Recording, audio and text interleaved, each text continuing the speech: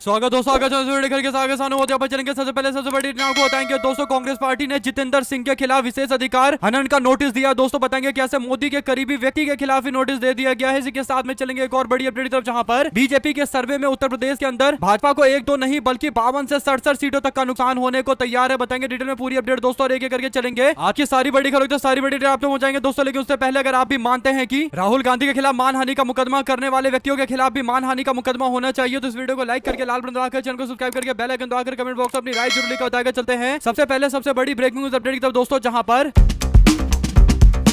Congress party के संगठन महासचिव केसी वेणुगोपाल ने शुक्रवार को केंद्रीय मंत्री जितेंद्र सिंह के खिलाफ लोकसभा के अंदर विशेष अधिकार हनन का नोटिस दिया है। दोस्तों आरोप है कि मंत्री ने अपने बयान से सदन को गुमराह किया है, जो विशेष अधिकार हनन और संसद की अवमानना का मामला है दोस्तों। और लोकसभा के अंदर ओम बिरला से आग्रह किया गया है कि केंद्रीय मंत्री के खिलाफ विशेष अधिकार हनन की कार्रवाई की जाए। लोकसभा के अध्यक्ष को दिए गए नोटिस में वेणुगोपाल ने लोकसभा के नियम एवं कार्य संचालन के नियम 222 के तहत विशेष अधिकार का प्रश्न उठाया है दोस्तों। उनके मुताबिक जितेंद्र सिंह ने बीते 29 जुलाई को 3 बजे के आसपास लोक परीक्षा संशोधन विधेयक 2026 पर चर्चा के अपने जवाब में कहा था कि बार बार ये स्पष्ट किया गया है कि 20 जुलाई को दिल्ली में छात्रों के प्रदर्शन के दौरान गोली चली ही नहीं, केवल आंसू गैस के गोले का इस्तेमाल किया गया और गोली चली नहीं तो ये आदेश देने का सवाल ही नहीं उठता। वेणुगोपाल ने दावा किया कि मंत्री का यह बयान जमीनी तथ्यों के प्रतिकूल है। केसी वेणुगोपाल ने कहा कि उन्होंने प्रिविलेज का मोशन मूव किया है। एमओएस यानी minister of state Jitendra Singh के खिलाफ जो झूठ बोल रहे थे संसद के अंदर और दावा कर रहे थे कि कोई अटैक नहीं हुआ, कोई फायरिंग नहीं की गई, तो ऐसे में केसी वेणुगोपाल ने इसी बात को लेकर प्रिविलेज का मोशन दिया है दोस्तों, यानी विशेष अधिकार हनन का नोटिस दिया है। आरोप लगाया गया कि मंत्री ने अपने बयान से सदन को गुमराह किया, जो विशेष अधिकार हनन और सदन की अवमानना का मामला बनता है। आप लोग इस पर अपनी राय जरूर लिखकर बताएगा। अगर आप भी मानते हैं कि राहुल गांधी के खिलाफ अविश्वास का प्रस्ताव लेकर आने वाले के खिलाफ उल्टा कार्रवाई करने की मांग बनती है, तो अपनी राय जरूर लिखकर बताएगा दोस्तों। ज्यादा से ज्यादा वीडियो को शेयर कीजिएगा। चलते हैं एक और बड़ी अपडेट की तरफ, जहां पर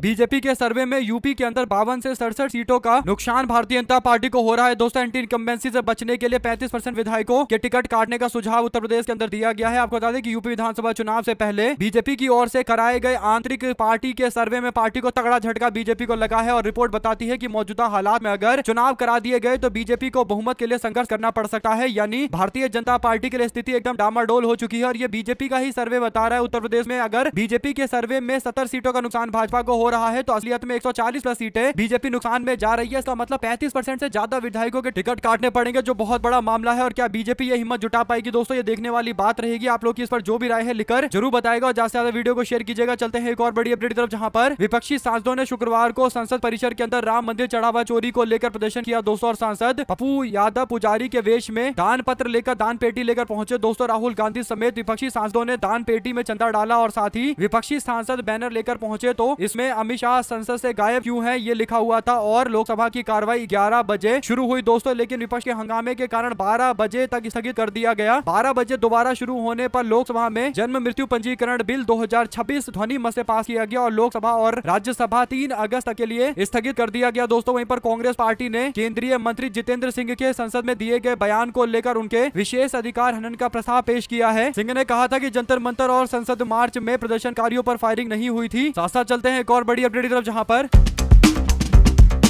कांग्रेस पार्टी के पूर्व अध्यक्ष राहुल गांधी ने प्रधानमंत्री नरेंद्र मोदी और गृह मंत्री अमित शाह पर युवाओं की आवाज दबाने का आरोप लगाते हुए कहा कि दोनों भारत का अतीत है और उन्हें भारत के भविष्य के साथ अपने व्यवहार को लेकर सावधान रहना चाहिए। आपको बता दें कि लोकसभा में नेता प्रतिपक्ष 20 जुलाई को दिल्ली में प्रदर्शनकारी छात्रों पर हुई कार्रवाई को लेकर गृह मंत्री अमित शाह पर लगातार निशाना साध रहे हैं दोस्तों। राहुल गांधी कहते हैं कि प्रधानमंत्री और Amit Shah you can not threaten the Gen Z into silent, यानी जेनजियों को आप लोग चुप रहने के लिए नहीं बोल सकते हैं। और first you broke their bones, यानी पहले तुमने उनकी हड्डी तोड़ी, उसके बाद तुमने उन्हीं के ऊपर एफआईआर कर दिया और उनके अकाउंट को भी डिलीट कर रहे हो। ये पुराना भारत आप लोगों की तरह नहीं है, ये नया भारत है, भविष्य का भारत है और ये आपको सही से जवाब भी देगा, इसमें कहीं कोई दो राय नहीं है। साथ साथ चलते हैं एक और बड़ी अपडेट की तरफ, जहां पर दोस्तों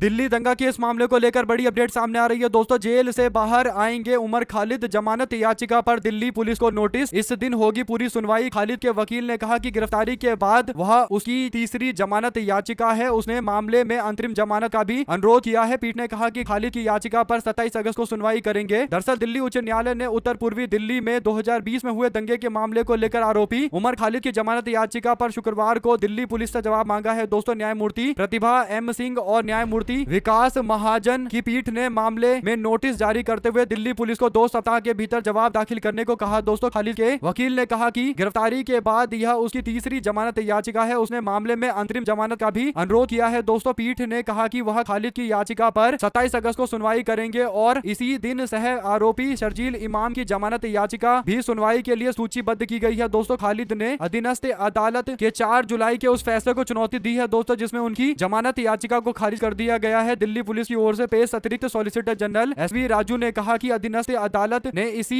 आदेश में इमाम की जमानत याचिका भी खारिज कर दी है दोस्तों, इसलिए दोनों मामलों पर एक साथ सुनवाई कर सकती है। सितंबर 2020 में गिरफ्तार खालिद के खिलाफ गैर कानूनी गतिविधि रोकथाम अधिनियम के तहत मामला दर्ज किया गया। उस पर फरवरी 2020 के दंगे के मुख्य साजिशकर्ता को शामिल होने का आरोप है। इन दंगों में 53 लोगों की मौत हुई है, 700 से अधिक लोग घायल हुए हैं। नागरिकता संशोधन अधिनियम 2019 और राष्ट्रीय नागरिक पंजी के विरोध में प्रदर्शन के दौरान हिंसा भड़की थी दोस्तों। ऐसे में चलते हैं एक और बड़ी अपडेट की तरफ, जहां पर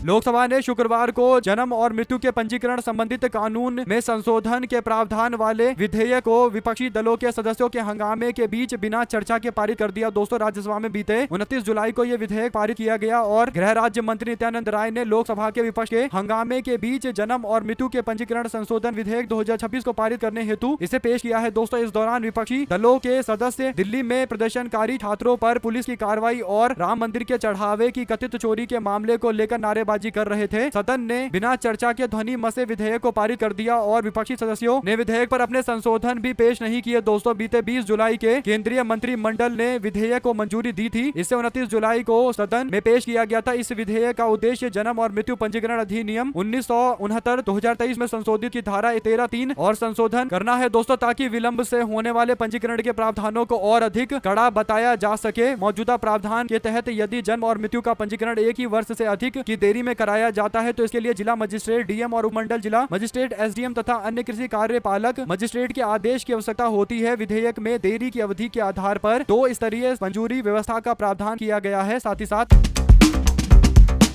जंतर मंतर पर विरोध प्रदर्शन के दौरान प्रधानमंत्री नरेंद्र मोदी को लेकर कथित तौर पर की गई अपशब्दों के इस्तेमाल के मामले को लेकर नोएडा की एक युवती के खिलाफ एफआईआर दर्ज करने के बाद सियासत तेज हो गई है। कांग्रेस जनता पार्टी के मुख्य प्रवक्ता सौरभ दास ने पुलिस कार्रवाई का विरोध करते हुए इसे युवाओं का निशाना बनाने की कोशिश बताया। दोस्तों सौरभ दास ने कहा कि विरोध प्रदर्शन के दौरान अपशब्दों के इस्तेमाल की निंदा की जा सकती है, लेकिन पुलिस के जरिए किसी भी व्यक्ति को परेशान करने के लिए आपराधिक न्याय प्रणाली का इस्तेमाल करना उचित नहीं है। उन्होंने यह भी कहा इस देश के अंदर अपशब्दों का इस्तेमाल करना कब से अपराध हो गया। लोग रोजमर्रा के जिंदगी में अक्सर ऐसी भाषा का इस्तेमाल करते हैं। उन्होंने आरोप लगाया कि सरकार और पुलिस व्यवस्था युवाओं के चुनिंदा तरीके से युवाओं को निशाना बना रही है, यानी युवाओं को चुन चुनकर उनको जानबूझकर टारगेट किया जा रहा है। और ये टारगेट इसलिए किया जा रहा है ताकि भारतीय जनता पार्टी का जो विरोध हुआ है उस विरोध को सफलता मिल गई। और बीजेपी वाले इस बात को ही बर्दाश्त नहीं कर पा रहे कि आखिर सफलता मिल कैसे गई। अगर आप भी मानते हैं कि ये साफ तौर पर कहीं ना कहीं भारतीय जनता पार्टी की बौखलाहट है कि वो जैसे तैसे छात्रों को ये मैसेज देने की कोशिश कर रहे हैं कि अगर हमारे खिलाफ आंदोलन करोगे तो तुमको छोड़ेंगे नहीं, और ये मैसेज क्लियर कट देश के अंदर फैलाने की कोशिश की जा रही है कि आंदोलन कर भी लोगे तो बाद में नहीं छोड़ेंगे, यानी एक तरीके से धमकी है दोस्तों। और जो राज्य की ताकत होती है, यानी जो सरकार की ताकत होती है, उसे लोगों को अवगत कराने की कोशिश की जा रही है। इस पर आप लोग की जो भी राय है लिखकर जरूर बताएगा। ज्यादा से ज्यादा वीडियो को शेयर कीजिएगा। हमारे साथ लगातार जुड़े दोस्तों का बहुत बहुत धन्यवाद। आप लोग देख रहे थे आपका अपना चैनल जय हिंद जय भारत। ज्यादा से ज्यादा वीडियो को शेयर कीजिएगा दोस्तों। बहुत बहुत धन्यवाद सभी दोस्तों, भाइयों, बहनों, मित्रों का। जय हिंद जय भारत।